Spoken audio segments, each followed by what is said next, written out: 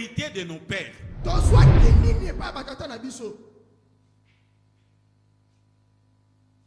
Qu'avez-vous hérité de vos pères? N'est-ce pas que nous voyons un papa qui était très riche, qui avait de maisons partout, mais après sa mort, après l'héritage matériel qu'il a laissé à ses enfants, c'est le déluge qui s'abat sur la famille. Aucun enfant ne prospère, aucun enfant n'a une vie stable. Et on commence à vendre tout le bien qui possédait le père. Les héritiers s'entretuent. J'ai connu une famille où il y avait 10 enfants. La sorcellerie de cette famille était tellement, je ne sais pas comment, je ne peux pas citer la tribu ici, jusqu'à ce qu'ils ont mangé les pasteurs de la famille. À cause de l'héritage d'une parcelle que les parents ont laissée. J'aimerais dire à quelqu'un, les parents peuvent te laisser l'héritage matériel considérable. Attention, cela ne suffit pas. Cherche à connaître quel est l'héritage spirituel que tes parents t'ont légué. Amen, amen. Amen. Quel est l'héritage? Ici, la Bible dit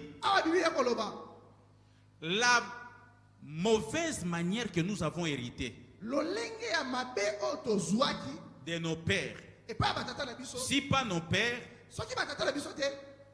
nos grands-pères, nos arrière-grands-pères, les arrière-arrière-grands-pères. En fait, ce que nos ascendants nous ont laissé comme héritage spirituel. D'ailleurs, nous avons raconté une histoire ici. Un pasteur qui son grand-père était un grand homme de Dieu aux États-Unis. Un grand homme de Dieu. Son père, un grand homme de Dieu. Lui-même, un serviteur de Dieu impeccable. Il devait tenir un séminaire avec un Africain. Un pasteur africain. Le pasteur africain était là dans sa chambre. Il ne veut même pas saluer les gens dans la cour. Il ne veut même pas manger. Mais s'il regarde au travers de la fenêtre, il voit le pasteur là américain. Il échange avec les gens. Il parle. Et tout ça. Le premier jour, c'est le pasteur américain qui a prêché. Un grand service. Dieu était au rendez-vous. Les paralytiques ont marché. Les aveugles ont recouvert la vue. Un miracle, des miracles bien aimés dans le Seigneur. L'Africain s'est dit, lui qui n'a pas eu le temps de gêner, il a fait ça. C'est que moi, ça serait terrible. Et c'est une affaire d'héritage spirituel. Bien aimé dans le Seigneur, ce bien de posséder tous les trésors du monde que vos parents vous ont laissé. Mais quel est l'héritage spirituel que nous lèguent nos parents? Nos pères plutôt. Et généralement l'Afrique. Si ce n'est pas la sorcellerie, on te laisse un kodia.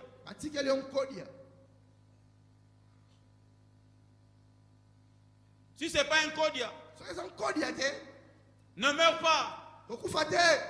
Prends ceci. Mon grand-père avant de décéder, mon grand-père. Mon père était très loin. Comme il était l'aîné de la famille, lui il était dans ce monde-là. Et il a dit ceci. Je vais avoir mon fils. 90-91, il n'avait pas de téléphone.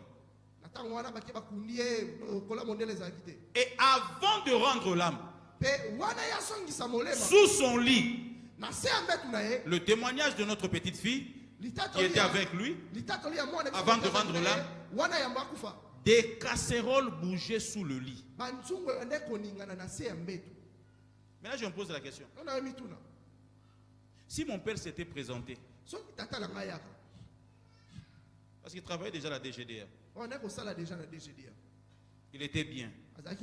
C'est-à-dire que l'héritage qu'on allait le léguer spirituel, ça allait être sacrificiel. Parce qu'il y a une tribu là de chez nous là-bas. Chaque tribu vend peut-être ce qu'elle trouve de moins important à une autre tribu. Et dans ma tribu, on ne peut jamais mourir de la mort des eaux. Quel que soit le naufrage du navire, vous ne pouvez jamais mourir. C'est l'héritage qu'on nous a laissé. C'est des dieux ou des ancêtres. Et dans votre tribu, qu'est-ce qu'on vous a légué?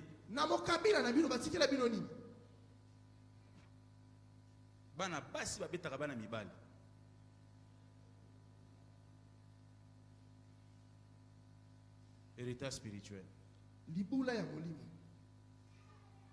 Beaucoup de familles, l'héritage spirituel légué par le parent, ont rendu leurs descendants des esclaves. Pourquoi? Parce qu'il y a eu des transactions spirituelles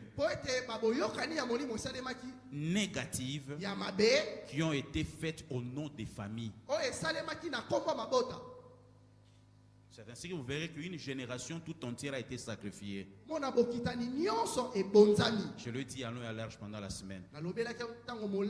Une génération tout entière sacrifiée. Sacrifiée. Mais la Bible dit le sang de Jésus est venu nous détacher de tout héritage spirituel.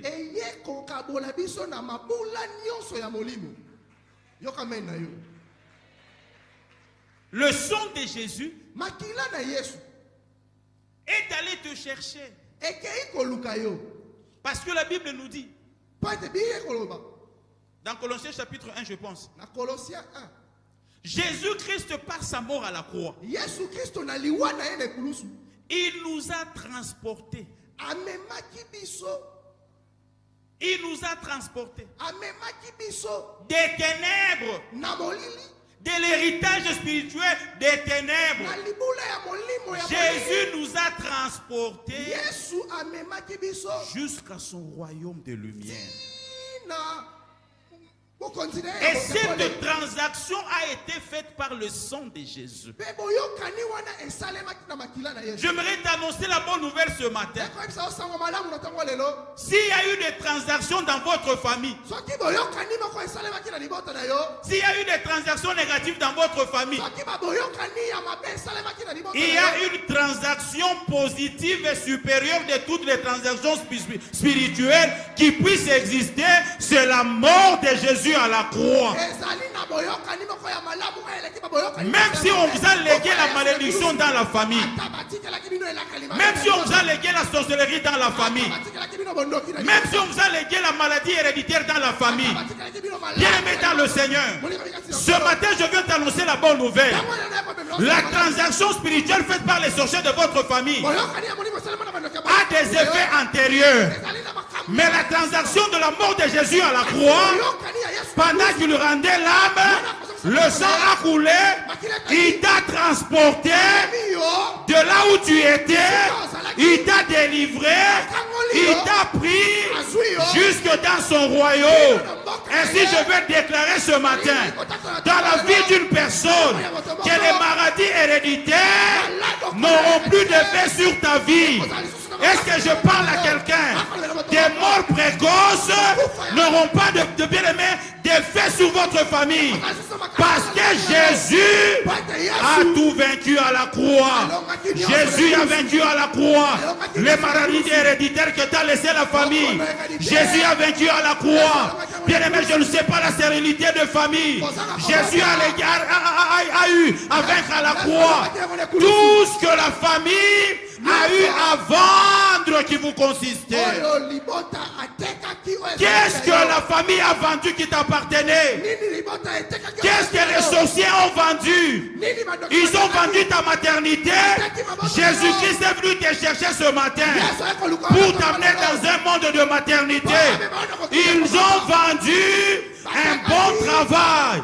Mais Jésus-Christ ce matin, il est venu te chercher pour t'amener à trouver un bon travail. Jésus-Christ ce matin, il est venu te chercher pour te positionner.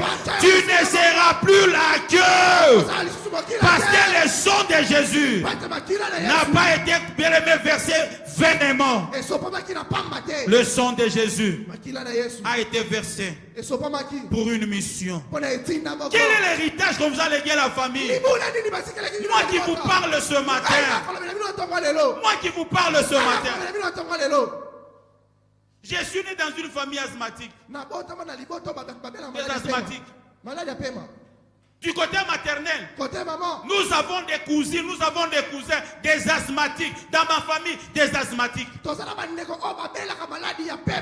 Mais le sang de Jésus a fait que lorsque j'ai donné ma vie à Christ Jésus, il a pris l'asthme de la famille, l'héritage que la famille m'a légué. Il a pris, il a dit, Patrick, toi tu deviens l'exception de l'héritage spirituel que tes parents ont légué à ta famille. Ainsi j'annonce la bonne nouvelle. Les autres souffriront de cette maladie, mais toi tu seras l'exception à cause du sang de Jésus. Tu seras l'exception à cause du sang de Jésus. J'aimerais dire ceci. Jésus-Christ a échangé sa mort à la croix à ta maladie. Est-ce que je parle à quelqu'un? Parce que la Bible dit ceci. Galates chapitre 3. Galates 3. Verset 13. Jésus s'est fait malédiction. La malédiction de l'héritage spirituel que nous avons hérité.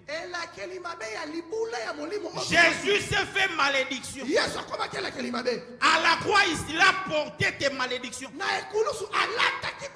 Afin que toi tu ne sois plus maudit. Moi qui vous parle ce matin, dans ma famille, nous avons été vendus à la mort précoce. Personne dans ma famille n'atteignait 40 ans. L'aîné de la famille est décédé à 39 ans. Celle qui est venue après est décédée à 35 ans. Je suis entré en retraite. Et on m'a montré les tombes de toute la famille. Et on a écrit 39, 39, 39, 39. C'était en 2001. 39, 39, 39. C'est que personne n'atteindra 40 ans dans notre famille. Donc il y a des familles où on a vendu la famille à la mort précoce. Moi, ma famille a été vendue à la mort précoce. L'héritage que nous ont légué les parents, c'est la mort précoce. Mais la grande question que je te pose ce matin, quel est l'héritage que ta famille t'a légué? L'héritage spirituel. N'est-ce pas que nous souffrons de maladies héréditaires? Celui-ci souffre du cancer. L'autre là c'est le cancer. Celui-ci souffre du diabète. L'autre là c'est le diabète. Mais je vais t'annoncer la bonne nouvelle. Depuis 2001, à cause de la mort de Jésus à à la croix. Je l'ai cherché au nom de ma famille. Même la cadette aujourd'hui, elle a 40 ans. C'est que la mort de Jésus à la croix est venue annuler tout héritage spirituel que les parents peuvent déléguer. Regarde ta vie, bien-aimé dans le Seigneur. Regarde ta vie. Élève ta main avec moi. Dis-moi, Patrick. Moi, Patrick, je ne suis pas à vendre. Je ne suis pas à vendre. Jésus à la croix, il a payé ma dette. Si c'est toi, tu acclames le Seigneur.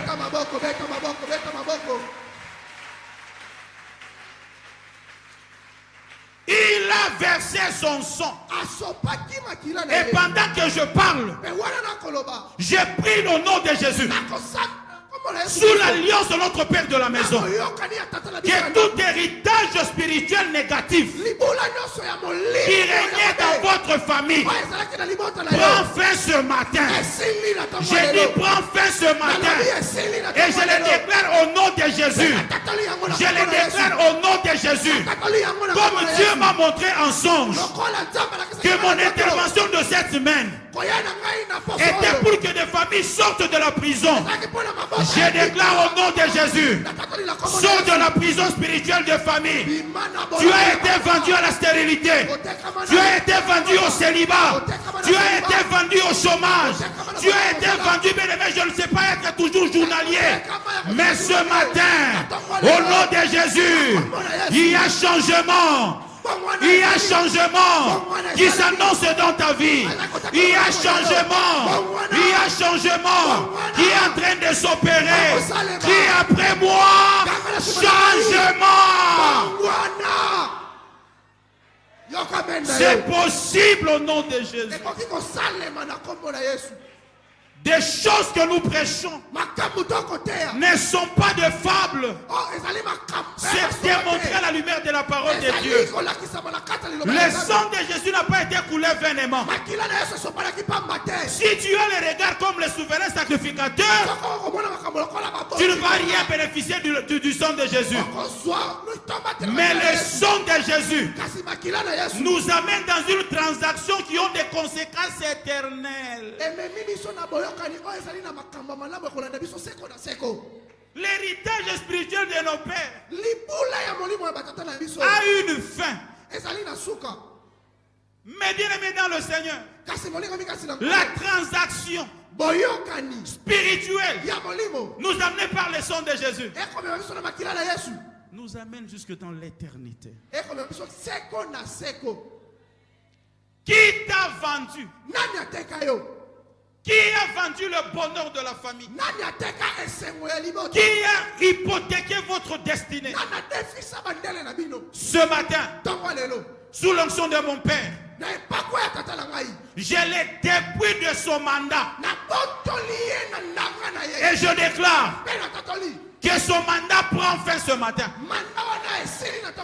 Et que tu sors de cette prison. Au nom de Jésus. La Bible me dit dans Colossiens chapitre 2, le verset 13. Verset 13. Ou 14 à 15. 14 à 15. La Bible dit Jésus-Christ, lorsqu'il a versé son sang, il est entré dans votre famille. Il trouve ton nom. On a écrit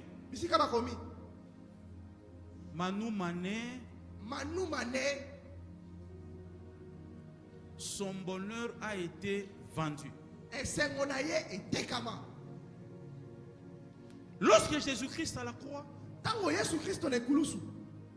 rendu l'âme, son sang a été versé. La Bible dit il a effacé l'acte dont les ordonnances nous condamnaient. C'est-à-dire quoi? Nous avons parlé de Joseph mercredi. Joseph a été vendu comme esclave.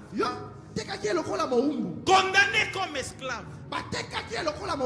L'ordonnance était signée.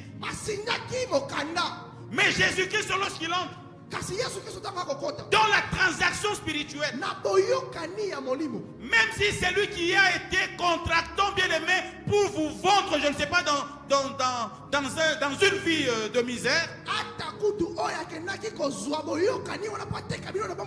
est déjà mort. Il vous a laissé les dettes. Il vous a laissé les dettes. Les créanciers. Chaque année,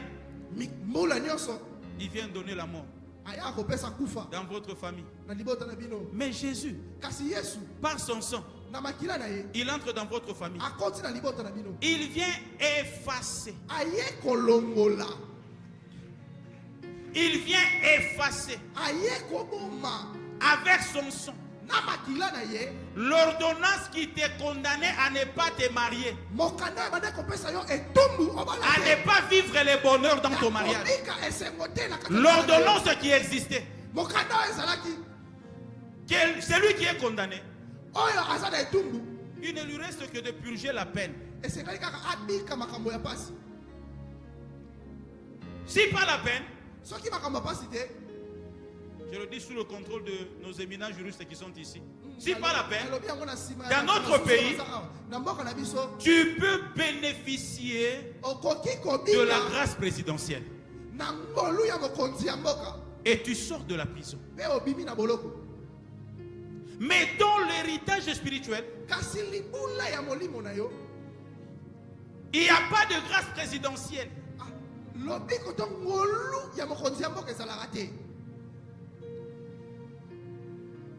Parce que le droit dans notre pays est rendu au nom du peuple congolais.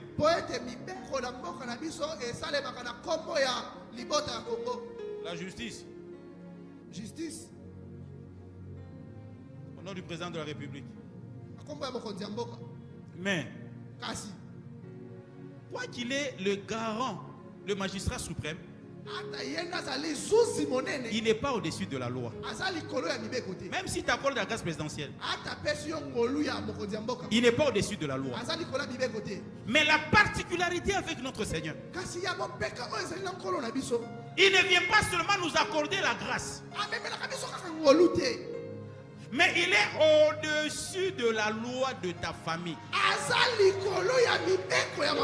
Ainsi, par sa mort à la croix, il vient effacer ton nom de la liste de maudits.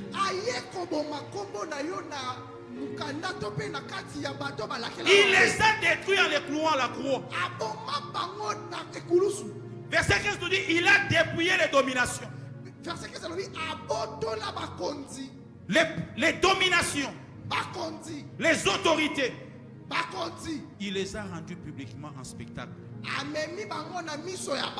en triomphant d'elle à la croix. J'aimerais dire à quelqu'un, Jésus-Christ, par sa mort à la croix, nous a fait entrer dans une transaction spirituelle positive qui nous a rachetés de là où nous étions vendus pour nous amener dans un monde de bénédiction. J'aimerais conclure mon message de ce matin en disant ceci. L'une des plus grandes transactions spirituelles,